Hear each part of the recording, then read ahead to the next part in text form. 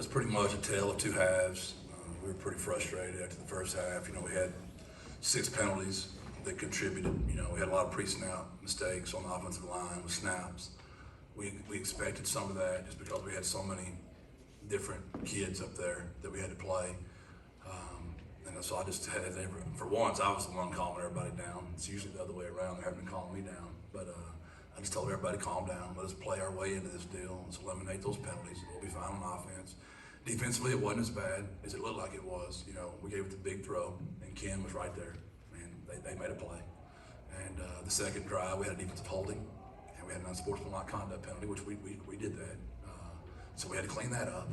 And then, we didn't cover a kick. They've been running boundary return the whole night. And they ran field return, and we overcommitted, and a nice job by them. So it was a little misleading.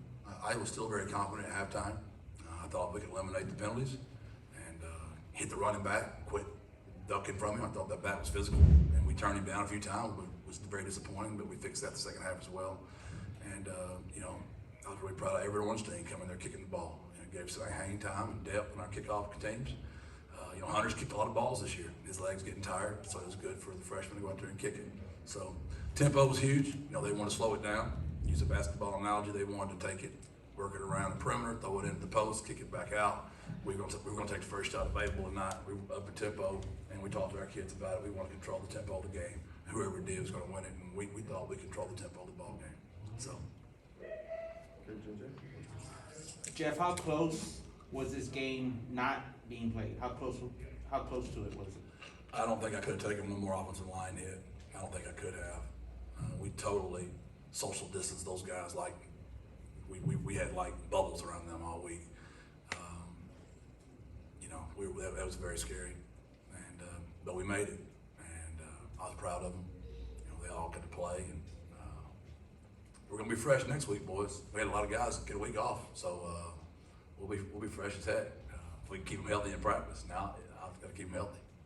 Could you tell us the total number of guys you were out today? Yeah, we were out 11. We were out 11 for multiple reasons. We had 11 good players, 11 guys who played substantially this year that weren't there. I always write to myself before the game, during the game, just timeouts. It's big thoughts. And you can look at this book. It said I listed everybody that's missing, and I wrote to myself. I said, this should not go well today, but I got a feeling our guys are going to show up and play. And it just happened. My son on FaceTime. Yeah, the Traylor family knew of all the kids missing. They were not expecting this today. Greg? Yeah, Coach, between the COVID absences and then situations with Sincere and Coach Nick's not being here, what can you say about the group and how they kind of rallied to have such a convincing game despite all that? That's a great question, Greg. I take great pride in our culture pillars, and it's the epitome of mental toughness. It's the epitome of integrity. I talk to our guys all the time about what is integrity. It's easy to be a man when everything's going good. Where are you when stuff's bad? That's when it's tough. Go home and not enough money in the bank account. And wife might be getting on to you about something, and whatever, my kid's sick, whatever it might be. That's when you got to find out who you are. And I've felt that before too, but you learn and you get better at it. And so what we do on Friday, Greg, we do our triangle. I apologize for that. We do our triangle of toughness. Am I still on? We do our triangle of toughness, like literally on the Alamo Dome field. So we have our defense on the left, we have our offense on the right, we have our special teams to complete the triangle. And what I did, I'm like, hey, Coach Griffin, Sincere McCormick's not playing tonight. Do we have any more running backs gonna play? And he brought out all 3 of our backs. And I asked all of our team, I'm like, anybody scared to run these backs out there? They were all like, no, we're good. Because I didn't want my team sitting around in their moments privately going, God, we're missing all these kids. We have no chance to win. So then I said, hey, Maka's not playing. Do we have anybody on the O-line that can replace Maka? B. Rolf's not playing. Do we have anybody that can replace B. Rolf? And Coach Maddox brought out, T. Haynes and KD. I said, anybody got a problem with these guys playing? So everybody that was missing, I just went through their backup and brought them out there. And we just talked about it yesterday, put it all out on the carpet and just said, anybody got any excuses? We're not making any excuses. All these backups are prepared all week. and they're ready to go play. Now let's go play. And I think it went over very well. I think it gave some confidence, and we didn't blink again. My kids didn't blink. Chapter 9, I was teasing Dr. Compost. I didn't know what the chapter of this book was going to be, but I think it's going to be the unexpected, the whole week and the game, unexpected. Chapter 9 in the books. Coach, you guys hit 600 yards of total offense today for the first time in program history. How much do you think not having the game last week, that kind of unscheduled bye week, do you think helped in getting to that with the turn? I mean, you guys looked a little more fresh than y'all have in recent weeks. That could have been, there's no doubt. But we have stacked a lot of great days on top of each other. We really have been practicing well. I know y'all haven't seen it, but we have been practicing well. We have been gaining confidence. We've been talking about this is going to be a November to remember. History. You know, you can go to Texas and there's nothing you're going to do historically. You can go to University of Arkansas. You can come here, you can make history. We had Larry Coker come speak to us today. There's a picture of Coach Coker I just love it, and y'all all see it, hands on his hip, right in front of his team. So we had that picture made for him today, and our team gave it to him. He spoke to us, and we had Alex, our video guy, who did a fantastic job of just showing us the history of the program. We have a real chance to do something we've been beat by 4 very good teams. 4 very good teams. You go study UAB's record. You go study BYU's record. You go study Army's record. You go study FAU's record. Man, we keep playing good football. This season's up. That's 4 really good teams we went through. So I'm not surprised that, iron sharpens iron. And we played really good today. Most complete game since I've been the head coach here for sure. Thomas and JJ. Coach, by my count during the game, 7 plays went for 20 yards or more. The big play hasn't quite been there all season. I know you've spoken on that before. What did you guys see on the offensive side that just allowed for big runs and big time passes? Again, speaking on past experience, where Frank maybe wasn't hitting those guys downfield, he was pretty on point today. And we protected him better, so he got to get his feet set. Our receivers made plays down the field, and he threw the ball very well.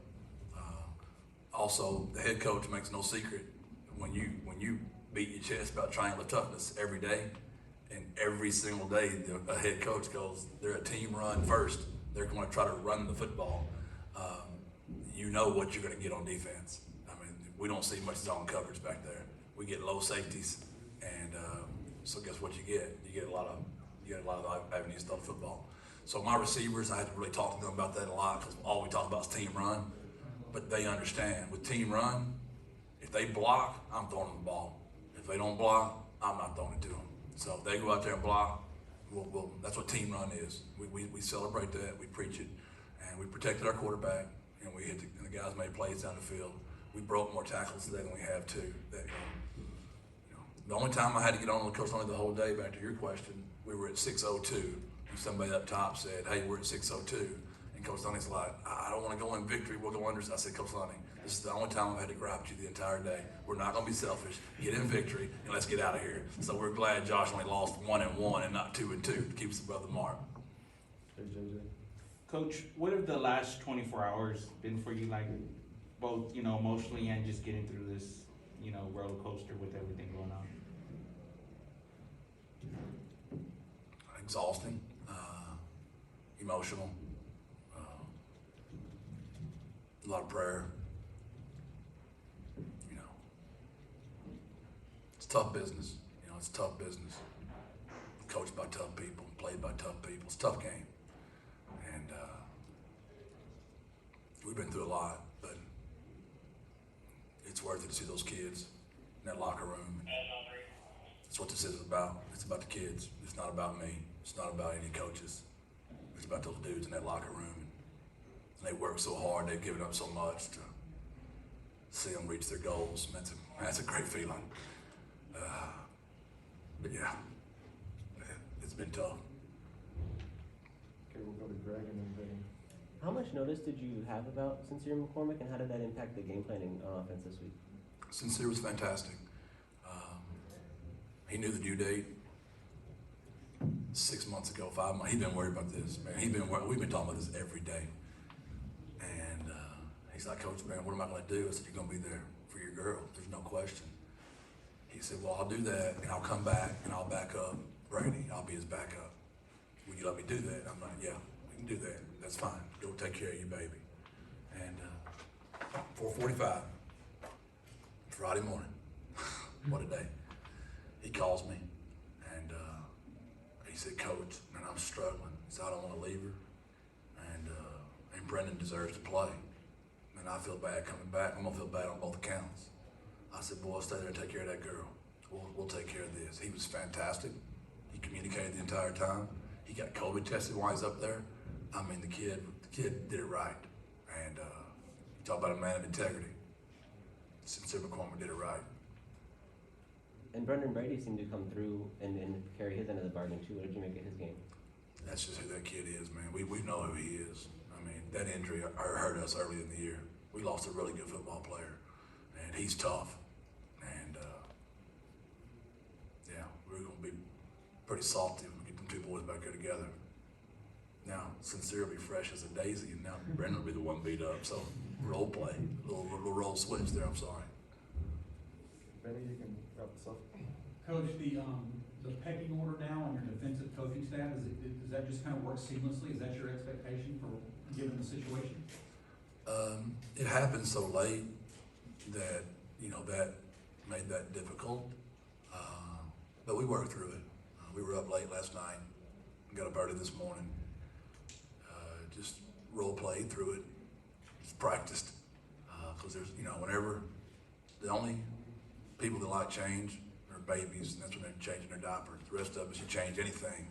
There's always more to change than people really anticipate. When you change anything, there's always a ripple effect that you didn't quite think through. And I knew this game was so pivotal to us because to get back above and to get above in the conference, this was a big game for us. Homecoming, Coach Coker here. And I just didn't want me not thinking through something to get us. And Coach Lepp did a great job calling the defense today.